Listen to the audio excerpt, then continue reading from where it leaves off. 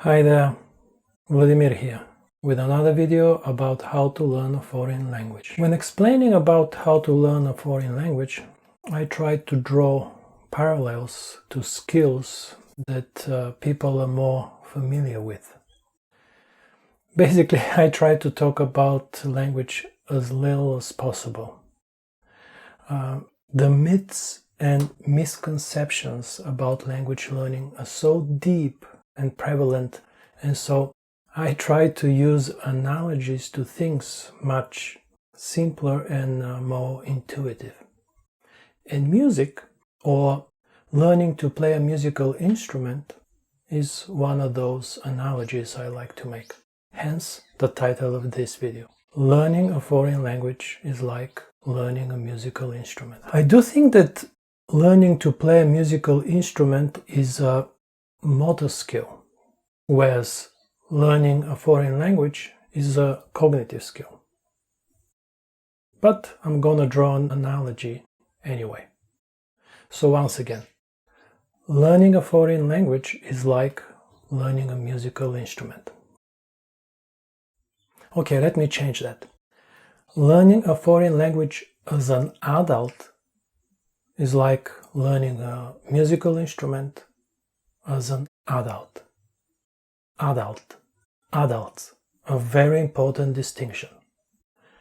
Children learn differently. Children are in a way forced by their parents to do stuff. Or maybe not forced, but pushed by their parents. Adults, on the other hand, decide for themselves. And so, you, as an adult, say, you wake up one morning and decide to learn to play a musical instrument. Play the piano, for instance. How would you go about it? Take a minute, pause this video, and answer the question. Answer the question before you hear my answer. How would you learn to play the piano as an adult?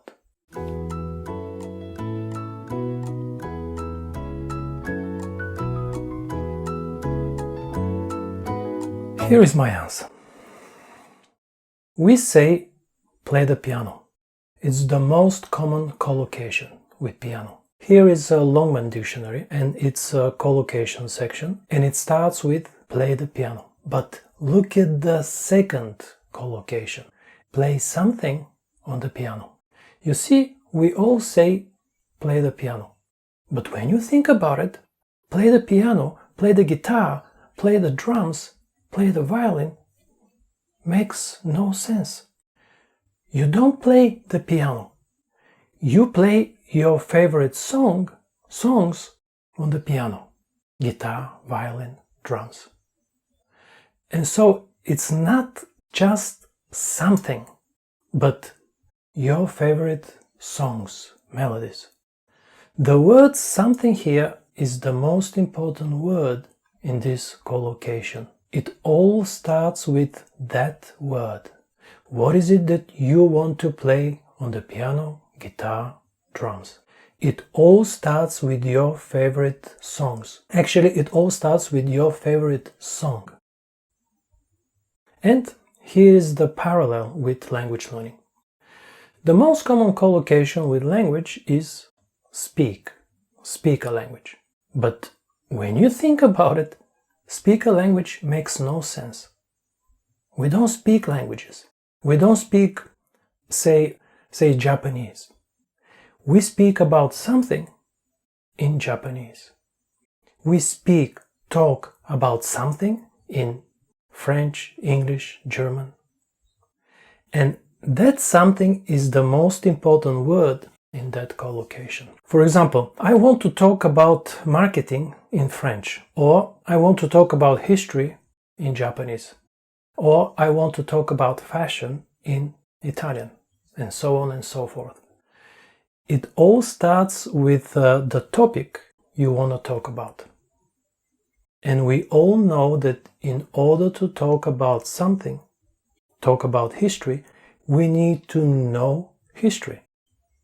We need to learn, say, about Japan during the Meiji period in order to talk about Japan during the Meiji period.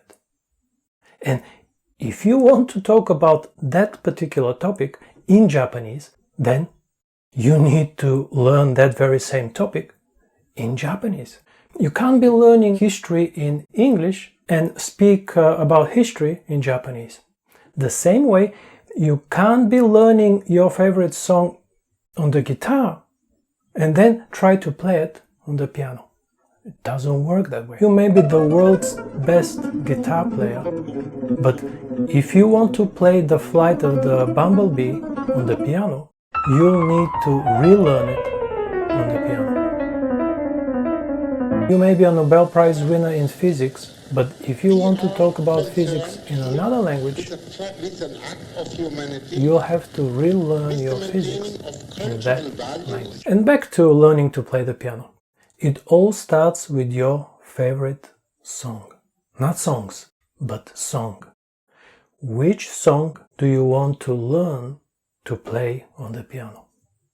And the analogy with language is again, which piece of information do you want to learn in your target language? In other words, language is a tool for getting information. Not giving information, but getting information, getting knowledge. Knowledge other people have produced. The piano is a tool for playing other people's music. Not composing your own music. Composing comes much later. First, you play other people's music and then compose your own music. It's true about the Beatles, as it is true about Mozart and Beethoven. You don't take up the piano as an adult to become the next Beethoven. Very few people are that delusional to think that they'll be the next Mozart, the next Beethoven. It's what parents hope for their children when they force their children to play the piano.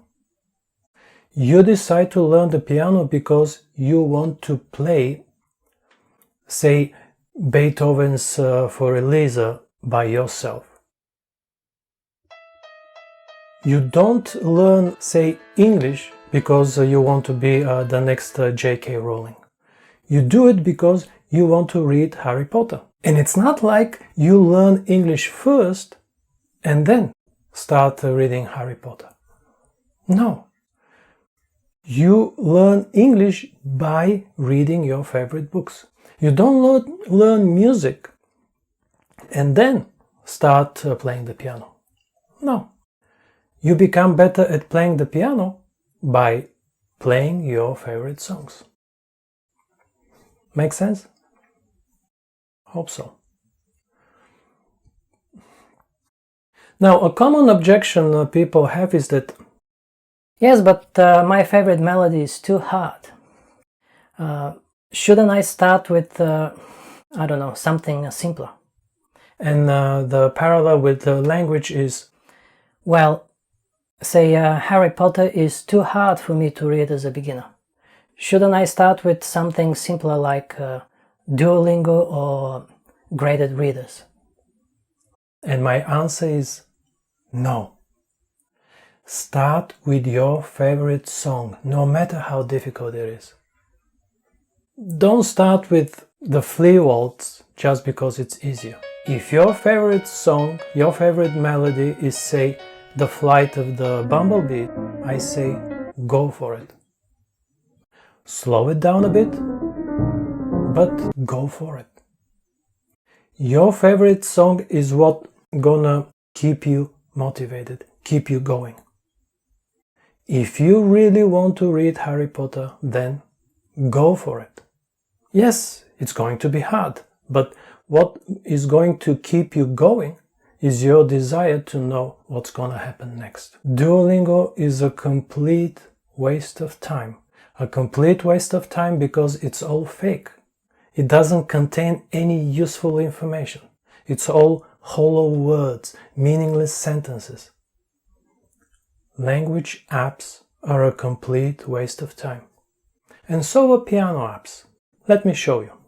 Here is an app called Tiny Piano. It says free songs to play and learn. with an exclamation mark. The easiest way to play piano. Play with your eyes closed and fool your friends. Tap anywhere to play. Come see why Tiny Piano has become the #1 music app in 40 countries. Average rating 4.6 out of 5 stars. And here is what it does.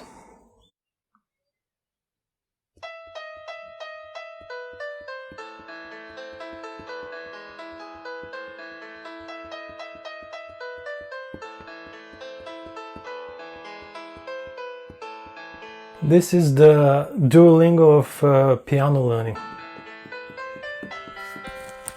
You remember what it says?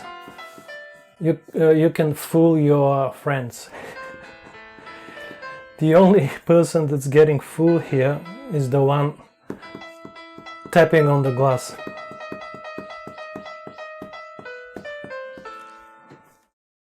In what universe is this useful? #1 in, what was it, 40 countries. An absolute joke. And now, Duolingo. Let's try Italian. I swear, I never touched Italian in my life. Never ever. Who cares?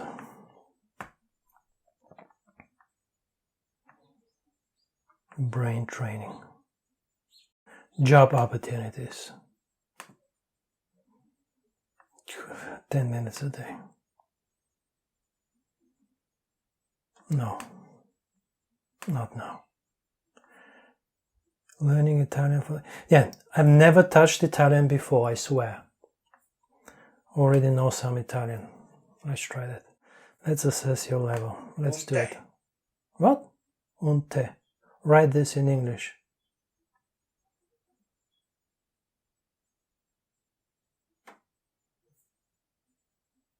Un te. Sounds like a tea.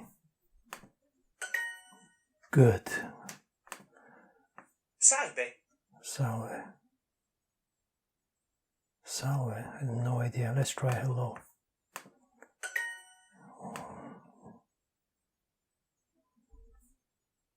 Goodbye, ma'am. Arrivederci. I know arrivederci. Arrivederci. Signora. I know signora. Signora. What's the point of this thing? What's the point of this thing? In what universe is this helpful? Nicely done. Mario, Right? tu sei libero oggi? Mario is Mario. Tu sei libero. Libero. Free. Libero is free. To say. Are you free? Oggi, I have no idea. Probably today. There's nothing else. Are you free today? Piano apps. This was the tiny piano of language learning. Duolingo is the tiny piano of language learning, basically. In what universe are these apps helpful? #1. Both #1. Why is Duolingo a $3 billion company? It was $6.5 billion a year and a half ago. Things are heading in the right direction. Piano apps are useless. Duolingo is useless. Language apps are useless. Graded readers are useless. Don't use fake stuff. Only use the real thing. Real songs, real texts. Okay. Another parallel between piano and language has to do with reading. The fastest way to learn to play your favorite song on the piano is to learn to read sheet music. The benefit of learning to read sheet music is because you don't rely solely on your ears, but you also learn with your eyes. Yes, you could learn to play, say, for Elisa, without learning how to read sheet music, but it's gonna take a lot longer.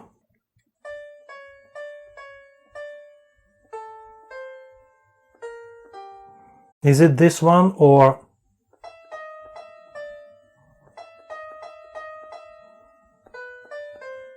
is it this one?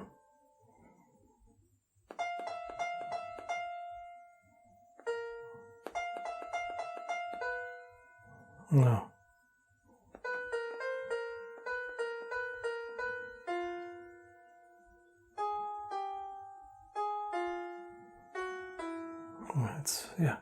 So it's gonna take a lot longer to try to figure things out only by ear. It's the same when learning languages with complicated writing systems like Japanese, Chinese, Arabic, and Thai and Korean. A lot of people say you don't need to learn kanji to learn to speak Japanese, to learn Japanese. That's not true. I mean, you could. It's how native speakers learn their native language. They primarily rely on listening. You could do that, but it's gonna take 10 times longer. So the similar point is that learning how to read will speed up the process. And that's especially true of language learning. Now, mind you, I'm not saying that you shouldn't listen. There is no music without listening. There is no language without listening. With the exception of sign language, of course. You need to listen, no question about it. What I'm saying is that reading speeds up the process by a lot, and especially when we talk about language learning. Yet another parallel has to do with the following. Grammar is to language what music theory is to a song. The song is first, your favorite song, and the theory explains how that song is put together, why it sounds the way it sounds. And so you extract the theory from the song, not the other way around. You don't start with the theory and then look for songs. You don't learn the notes and then go look for songs. You start with your favorite song and extract the theory from it, from your songs. Song after song after song, and you will start noticing patterns, repeating patterns. The same with language. The focus is on the piece of information you want to obtain, piece of knowledge you want to acquire, and you extract the vocabulary and grammar from it. My book Virtually Native will teach you how to learn vocabulary and grammar from the context you consume. And the last analogy I want to make between music and language is about speaking. To me, speaking a language is like composing music. Composing a song is a byproduct of playing other people's songs. Composing songs is not a byproduct of learning music theory, but a byproduct of playing a lot of songs written by other people, composed by other people. The same with speaking a language. Speaking is a byproduct of acquiring knowledge, and vocabulary and grammar are not knowledge. Studying vocabulary and grammar won't make you a speaker of your target language. Acquiring knowledge in your target language will make you a speaker of that language. Okay, let me give you one last analogy about speaking a language and playing a musical instrument. Speaking a foreign language is like playing, say, the piano in front of an audience. The reason why you, as an adult, want to learn to play your favorite songs on the piano is not so you could play in front of other people. It's not so you could become rich and famous. No, you need to be very delusional to take up the piano as an adult thinking you'll be the next Mozart or Paul McCartney. That's what parents hope for their children. You want to learn the piano so you could play your favorite songs for your own enjoyment. It has nothing to do with other people's approval or willingness to listen. Nobody, and I mean nobody, cares about your piano skills. Your own enjoyment is the focus. Everything else is a byproduct, a bonus. It's the same with language.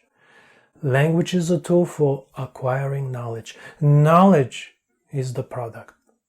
Your desire to learn history, read Harry Potter, learn marketing, and so on and so forth.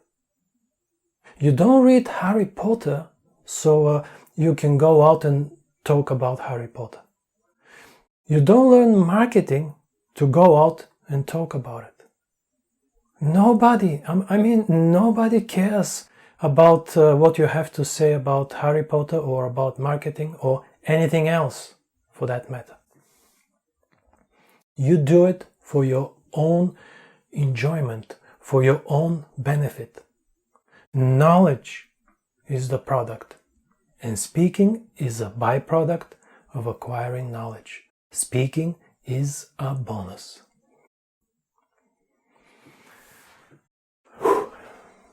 It's going to be a long one. Okay, so let me end with this. It's not all similar between learning a foreign language and playing a musical instrument. It's not all similar because, as I said, playing a musical instrument is a motor skill, whereas language is a cognitive skill. With motor skills, you have to condition your muscles. And to do that, you need to repeat the same movement again and again and again. And in the case of music, is play the same song over and over and over again before you move on to the next song you like. With language is a different story. You don't have to reread the same book over and over again. You don't have to listen to the same podcast again and again and again. You don't have to rewatch the same movie over and over again. No, you just move on to the next piece of content you want to learn about, you want to enjoy. Does any of this make any sense? I hope so. Everything you need to know about how to learn a foreign language you can find in my book, Virtually Native, which is available on Amazon and virtuallynative.com.